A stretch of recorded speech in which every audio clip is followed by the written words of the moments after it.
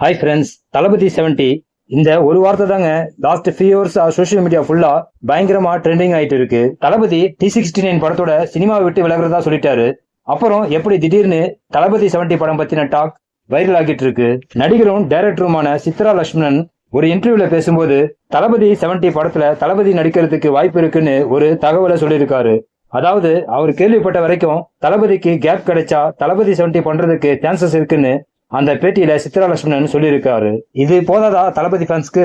Social மீடியாவில எந்த பக்கம் பார்த்தாலும் தளபதி 70 ஹேஷ்டாக் தான் செம வைரல் ஆகிட்டு இருக்கு. ஏற்கனவே தமிழ் சினிமா டைரக்டர்ஸ் நிறைய பேரு நம்ம தளபதி கிட்ட எக்கச்சக்கமான கதைகளை சொல்லியிருக்காங்க.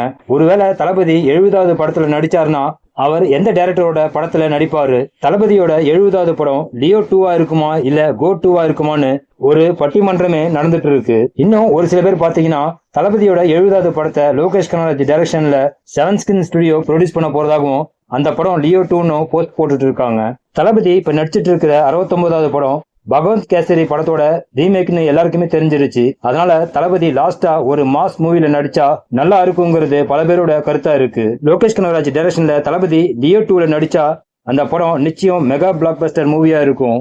அண்ட் சித்ரா லட்சுமணன் அந்த பேட்டியில இன்னொரு முக்கியமான விஷயத்தையும் சொல்லியிருக்கிறாரு. தமிழ் சினிமாவில 1000 கோடி வசூலுங்கிறது இது வரைக்கும் நடக்கல. ஆனா தளபதி இன்னும் 2-3 படங்கள்ல நடிச்சா நிச்சயம் 1000 கோடி வசூல தட்டி தூக்கிடுவார்னு சொல்லியிருக்கிறாரு.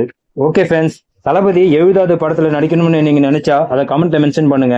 நெக்ஸ்ட் வீடியோ சந்திக்கலாம். ஓகே, தேங்க்யூ, பாய்.